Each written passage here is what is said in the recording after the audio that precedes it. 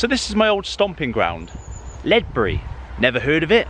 You're not the only one. After moving away from here over 10 years ago, even I forget where this place is sometimes. But you've clicked this video because you want to know exactly why people who live 2.5 hours away from Manchester would support Manchester United. Wow. Glorious.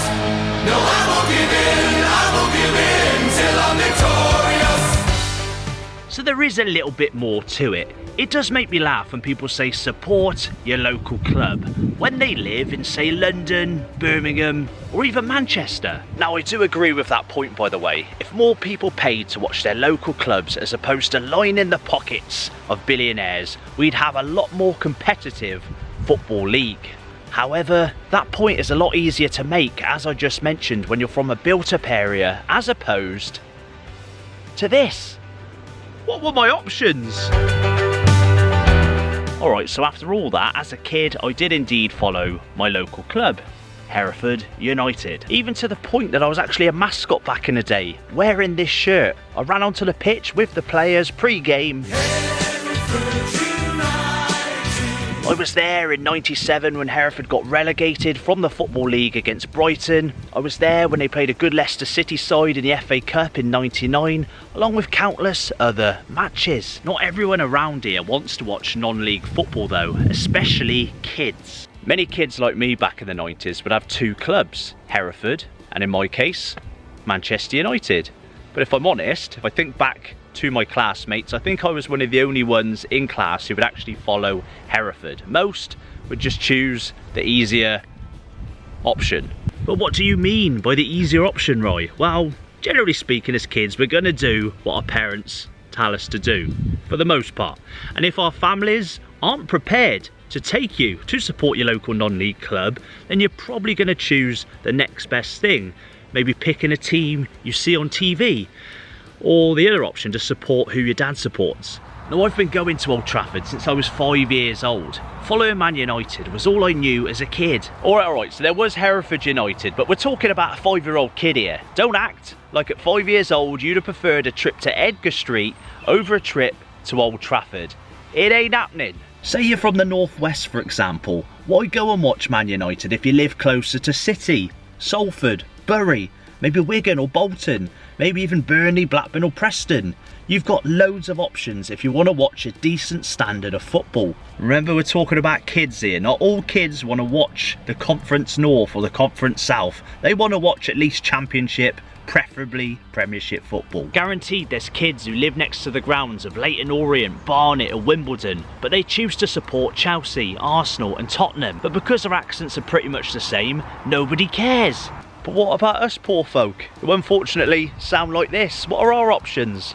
Swindon Town, Bristol Rovers, Bristol City? All those options are at least an hour away, so not really our local clubs. And don't say Cheltenham Town. If you're from Hereford, you ain't supporting Cheltenham Town. By the way, we have done a video taking a look at the 3 closest clubs to where I currently live, Cheltenham, so watch that video after this video. I think if there was a law whereby you couldn't support a football team until you turned 18, the whole footballing landscape would be turned upside down. Most people forget we start supporting a football club at such a young age. But you know what's worse than supporting a football team 2.5 hours away from where you live? Abandoning the club you've spent your whole life loving. It'd be like abandoning your dog, your loyal companion you've had for years, and just opening the front door and going, "Go on then, mate, off you pop." By the way, there is people that do that, and if you do that, you're one cruel bastard. And then just buying another dog, just buying another bloody dog.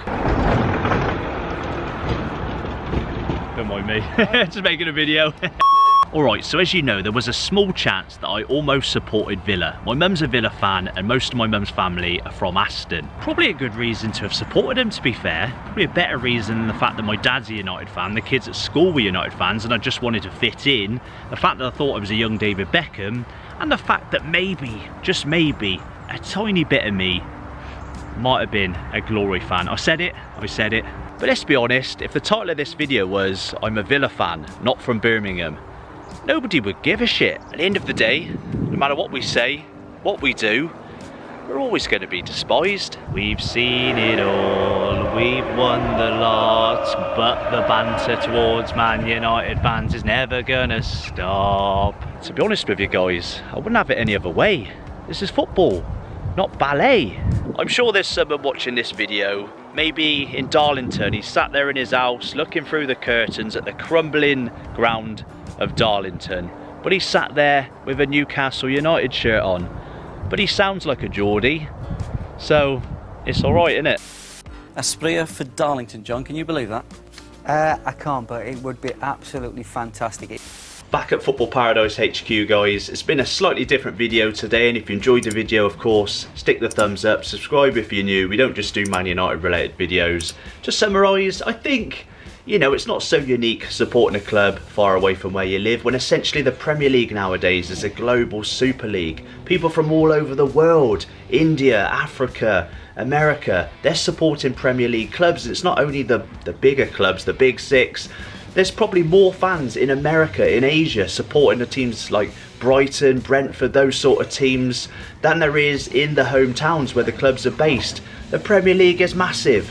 Take Wales, for example. I've seen a poll, a study, that there's more of the two most popular clubs in Wales are Liverpool and, of course, Manchester United, despite Cardiff, Swansea, and, of course, the massive rise of Wrexham. People are still choosing to support Liverpool and Man United. I've got friends in Cardiff. They go and watch Cardiff, but they're Liverpool fans. They go and watch Liverpool as well, and they even admitted to me in person that when Cardiff lose, they're not that bothered, but when Liverpool lose, they're absolutely gutted. So there we go, guys. Drop me a comment below, good or bad. It's been fun making this video, and we're off next week to the Etihad, the home of Manchester City, after witnessing in person in the Stretford End the Manchester derby a couple of weeks ago, and hearing the City fans about how Old Trafford's falling down, Ten Hag's let's just see how much better Man City are doing things. Let's see how much better, how much cleaner, how much nicer the Etihad is compared to Old Trafford. Is it going to be true? Maybe. We're going to find out. We're also off to Villa Park this Sunday, again with my mum, as I mentioned, she's a Villa fan, to watch Villa versus Fulham. And we're also going to be doing loads of other quirky little videos. So if that sounds good, again, stick the thumbs up, subscribe if you're new, and I'll see you soon.